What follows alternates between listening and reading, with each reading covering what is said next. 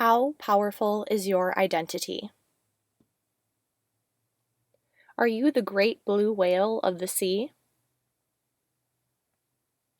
Or the abundant Atlantic herring? Can who you are and what you're made of work collaboratively and harmoniously with others to create something extraordinary?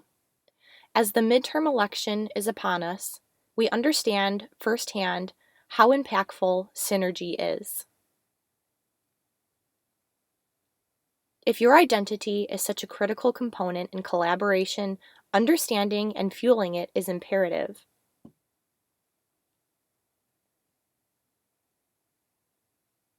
Do Ho Suh, a Korean sculptor's mission, is to help people understand the origin of their identity, where it resides, and how it works to contribute to the world. Suh has a way of creating simple, whimsical art pieces that provoke intense emotion. In the February of 2015 issue of Art Forum, architecture critic Julian Rose states, "So many weighty themes are piled onto Do Ho Suh's fabric sculptures, it seems remarkable that his diaphanous structures don't collapse under their heavy load." These fabric sculptures that Julian is referring to are Suh's most common form of artwork. Suh uses transparent, delicate fabric, such as silk and polyester, to build replicas of things ranging from an entire house to a door hinge. The process in which Suh obtains these many specific details of the objects he intends to recreate is astounding.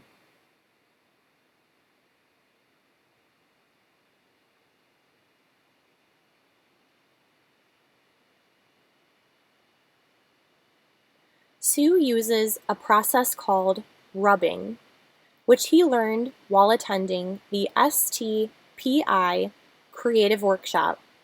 The process involves completely covering the space he is going to replicate with paper and then rubbing it down with a pencil.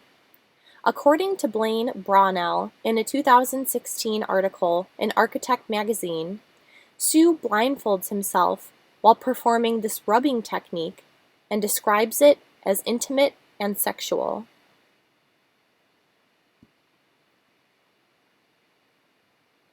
Suh's piece, Apartment A, Unit 2, Corridor and Staircase 348, West 22nd Street, New York, New York, 10011, USA, is a brilliant example of his rubbing process, use of material, and incorporation of architecture, which all harmoniously work together to challenge the concept of home.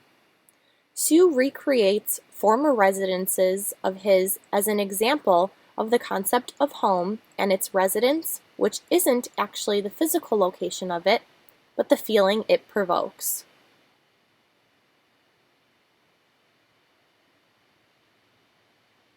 Another idea that Suh challenges his viewers to analyze is identity. Suh has used his past experiences to aid in his exploration and dissection of the concepts of his art. Suh's piece, Blue-Green Bridge, is an example of his art's focus on identity. It is made up of 5,000 blue and green miniature figures that together create a blended turquoise bridge. Suh relates this piece to his migration to the United States and how identity can become compromised when blended with your surroundings.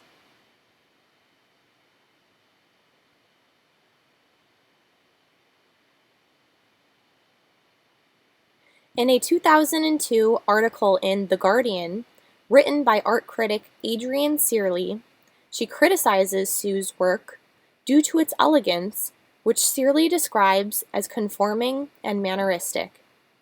Searle states, "Elegance is nice, but elegance in art is everywhere these days. There's as much stylistic conformity and mannerism in contemporary art globally as in any other aspect of modern life. Her opinion is that Suh would benefit from finding a voice for his artwork.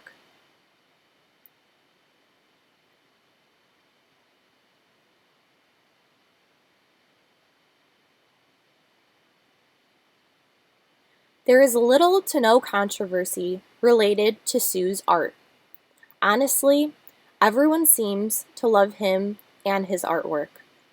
He was awarded the 2017 Ho Am Prize for the Arts, which, as stated in a 2017 Art Forum article, honors Koreans who have made significant contributions to the fields of science, engineering, medicine, community service, and the arts.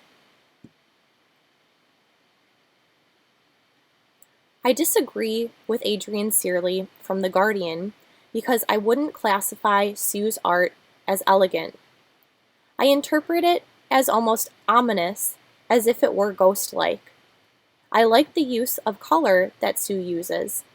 I believe it gives it variety and enhances the stimulus, as well as keeps the pieces simple and not unorganized with the singular color choices.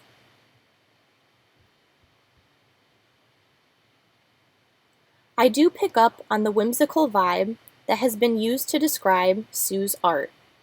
It's almost as if this is a replica of the real world, but in a different imaginary world. I do love the point that Suh is trying to make with his art, both in regards to identity and the meaning of home. I think Strength in Numbers is a great example of unity, and I appreciate the realization that home isn't a stationary place, but can be felt from appreciating even the simplest details. Suh's artwork, for the most part, is installation art. This aids in the viewer's opportunity to experience the art from every angle. His two-scale replicas of his former residences provide the ability to enter into them and feel the emotions associated with the understanding that the feelings linked to home are not only just possible at the physical location. Suh's work is far from for show. He gives people insight into personal dilemmas and provides a conclusion that brings peace to his viewers. His art is therapeutic and nurturing. He has gone to great lengths to provide detail-oriented pieces that enable reconciliation within his observers. There is a reason there's almost no controversy related to his artwork, and I believe it's because his art is beneficial. He has selflessly exposed himself in order to help individuals, and that is what makes his art beautiful.